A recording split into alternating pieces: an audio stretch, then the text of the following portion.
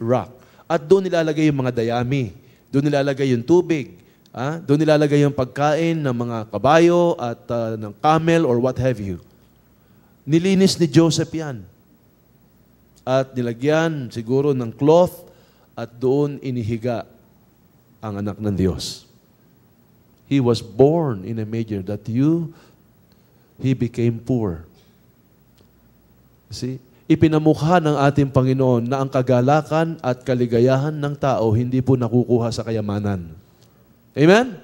Ang kanya pong buhay na simple at ordinaryo, ang kanya pong buhay na mahirap ay nagsasabi sa atin na ang tunay na kagalakan at kasiyahan sa buhay ay hindi nakukuha sa mga material na bagay na ipinagkakaloob ng mundong ito.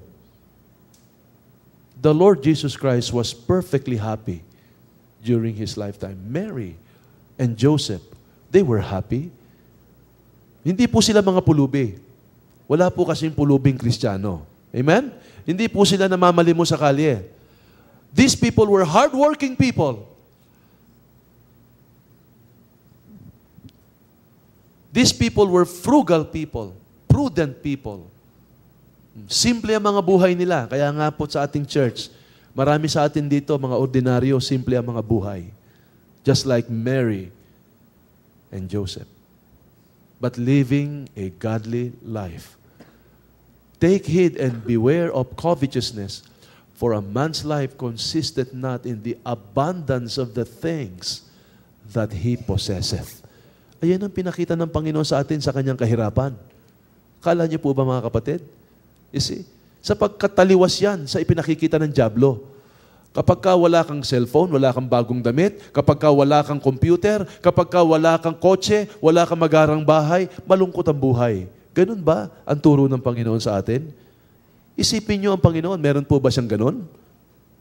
Actually, ang sabi po ng Panginoon, foxes have holes and the birds of the air have nests, but the Son of Man have nowhere to lay His head. Isipin niyo ang ating Panginoon. Natutulog lamang siya sa mga bahay ng mga disipulo. Wala po siyang permanenteng bahay. Wala po siyang bahay doon sa Alabang o doon sa New York. Wala po. At pinili ng Panginoon na mabuhay ng ganon. You see? Upang turuan tayo ng leksyon, unang-una, na ang tunay na kagalakan at kasiyahan ng isang mananampalataya ay hindi po nakukuha sa nag-uumapaw na material na pagpapala. Kung hindi, meron tayong personal na relasyon sa ating Panginoon. Amen? He is the true wealth and the true riches of every child of God. Amen? Is that true to us this morning? You see? Paano kung ngayon meron kang hawak na cheque na worth 30 billion US dollars? Ha? Ano kaya ang gagawin natin? Sabi nga ni Tom Gang, yung preacher dito, you see, alam niyo po ba, why is it that the Lord God does not entrust us with millions or billions?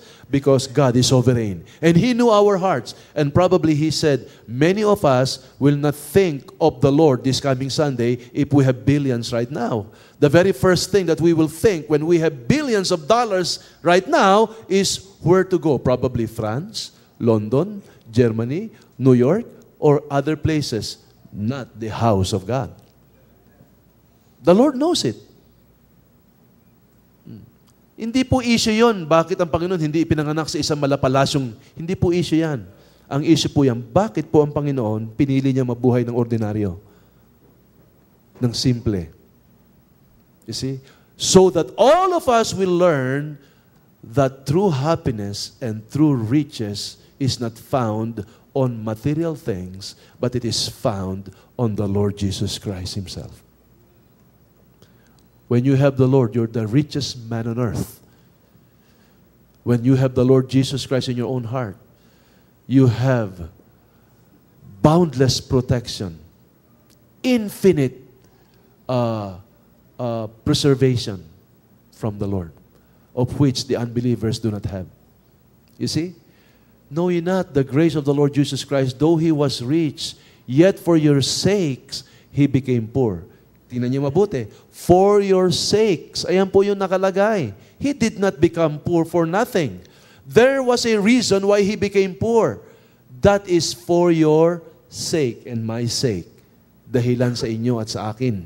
Kaya po siya nabuhay ng simple at mahirap upang turuan ang kanyang mga anak ng isang napakahalagang bagay na si Kristo ang pinakamahalaga, ang Diyos ang pinakamahalaga dapat sa puso natin. Balungkot ba ang Pasko natin ngayon?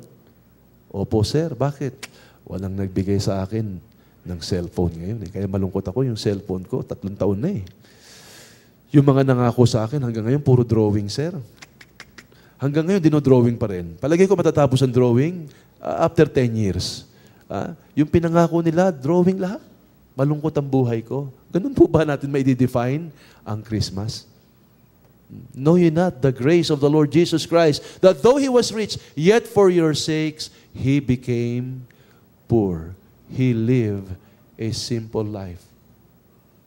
At dahilan sa nakita ng mga mananampalataya during His time, that the true riches is the Lord Jesus Christ. You know what happened to them? They repented of their sins when they heard that only Jesus Christ is the only person that can give them the true bread, the true water of life that can never make them thirst again. They trusted the Lord Jesus Christ in their hearts. And you know what the Bible says? That ye through His poverty might be rich. Lastly here, pag-usapan natin, the riches of the child of God or the children of God. Amen? Bakit ang isang mananampalataya ay napakayaman? Minsan, ewan ko mga kapatid, kung kayo po ay enjoy magkaroon ng reunion, yung pong aking mga estudyante sa Grace, nagsisimula na po ang reunion sa amin. Sapagkat usually ang reunion nagsisimula yan pagka 20 years nila. Okay, so mahigit na ko akong 20 years eh. Kaya sunod-sunod na yung reunion namin every year. Minsan nga, twice a year. Reunion. Natutuwa naman ako sapagkat ang reunion ng mga estudyante kong ito ay nababase sa salita ng Panginoon. Yung pong sa aming reunion ay iba. Kasi po ako'y gumraduate ng public school. I have never heard of John 3:16 until I reached 4th year. Ano yung John 3:16? Hindi ko alam ang ibig sabihin yan. Hindi ko alam ang ibig sabihin ng gospel. Ang alam ko yung larawan ni Kristo. Yung imahe ni Maria, ayan ang alam ko. At yung mga salita ng pare na naririnig ko tuwina kapag ako'y nagpupunta ng simbahang Katoliko before. Ayun ang alam ko. Kaya kapag nagkakaroon kami ng reunion, mga kapatid, itong nadadama ko. Usually, ang reunion namin ay ito, ipakita yung magarang kotse. Ewan ko kung naranasan ng ibang kasing edad ko. Ipakita yung kanilang titulo na sila'y doktor na, abogado, accountant. Ipakita yung magagarang damit. Pumunta sa isang fancy restaurant, and so on and so forth, at alalahanin yung mga sinaunang kanta nung sila ay nung high school pa. Ang ginawa ko lamang dyan, niretrieve ko lamang yung aking mga favorite songs when I was in high school. Pero I am grieved in my heart sapagkat kapag meron kaming reunion na ganyan, ang nakikita ko po tuwina ay yung pagmamalaki ng kanilang achievements, pagmamalaki sa kanilang mga kotse, ang kanilang pangalan, at andun pa rin yung mga alak at kung ano-ano pa. At ang masaklap nito, ipapaalala ng bawat isa yung mga kalokohan na ginawa namin nung kami ay high school. The more it will grieve my heart. Kaya hindi ako umaatin na ng reunion sa amin pong high school. Why? Sapagkat hindi ho maganda yung naging buhay ko nung high school eh. You see? Kaya pagka ako, ito na si Eddie po ako sa high school eh. Ayan po ang aking nickname. Ang akin pong nickname sa aking tahanan ay Jody. Sa akin pong mga kaibigan ay Eddie po ako. Kaya dalawa po yung nicknames ko eh. You see, Jody sa bahay, Eddie po ako sa aking mga barkada. Naku, ito na si Eddie. Papaalala na yung lahat ng mga ginawa naming kalokohan, paano kami tumalon sa bakod, paano kami ganyan, lahat ng mga pinapanood, everything. Pagka Kristiyano ka, maalala mo ba yon? Matutuwa ka ba doon? Of course not. Ngayon yung reunion nila ay ito. It will remind them of the songs that they have learned from the chapel. In fact, may mga humihiling pa nga sa akin, Sir, pwede bang kantahin mo yung kinanta mo nun sa chapel, yung itinuro mo sa amin nung kami graduate na sa high school? Naalala ko pa yung awiting Lean on Me. Isipin mo yan, naalala nila, 20 years ago, tinuro ko sa kanila yan. And in that reunion, sir, naalala ko yung tinuro mong kanta. That's the difference. You see, the riches of the Christian. Ano ang kayamanan natin, una tigit sa lahat? Ang kapatawaran ng ating mga kasalanan. Kayamanan yan. You see, ano ang pwede mong maibayad para patawarin ka ng iyong kasalanan? Sa ating mga bisita, walang pwedeng pambayad para hugasan ang ating mga kasalanan. Kahit ilang bilyon, trilyon pang dolyares yan, hindi pwedeng maghugas yan ng ating kasalanan. You see? Pangalawang kayamanan, yung ipinangako ng Panginoon na buhay na walang hanggan. John chapter 10, verse 28, "And I give unto them eternal life." At pangatlo, ang sabi ng Panginoon, that I will compass my children with protection and preservation. I will be with them in troubles. I will help them and I will sustain them because I am a faithful God. Mga kapatid, ano ang kayamanan natin? Bakit tayo mayaman? Sapagkat una, pinatawad tayo ng ating mga kasalanan. Pangalawa, ang ating patutunguhan pagkatapos ng buhay na ito ay langit. We have a mansions up there prepared for us. At pangatlo, mayaman po tayo sa proteksyon ng Panginoon. Mayaman po tayo sa favor ng Panginoon. Mayaman po tayo sa preservation ng ating Panginoon. Mayaman po tayo sa loving kindness ng ating Panginoon. Mayaman po tayo sa kahabagan ng ating Panginoon. Day by day, the Lord has cast His eye upon His own children that He purchased by His precious blood. Sabihin mo kung ano pang uri ng kayamanan ang pwedeng maka-exceed sa kayamanan na yan. That is our riches this morning, brethren.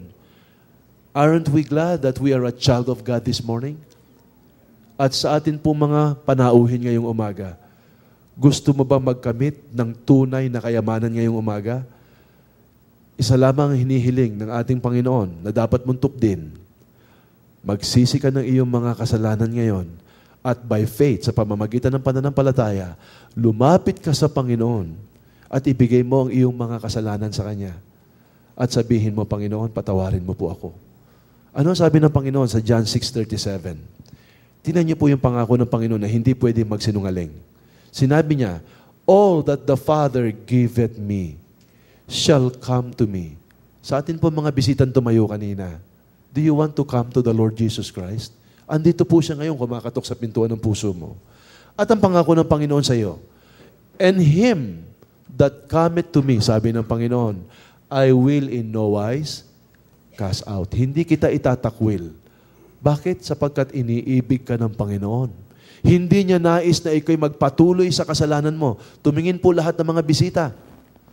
Hindi ko po alam ang mga buhay ninyo, pero alam ng Diyos ang buhay ninyo na kayo ay nabubuhay sa kasalanan. Alipin kayo ng kasalanan. At isa lamang ang paraan upang makakalas ka sa kasalanan. Isuko mo yan sa ating Panginoon Diyos. At ang sabi niya, "I will in no wise cast out." In Romans 10:13, tingnan niyo po yung sinabi ng Panginoon, "For whosoever shall call upon the name of the Lord," Romans chapter 10, verse 13, "shall be saved." Tingnan niyo mabuti.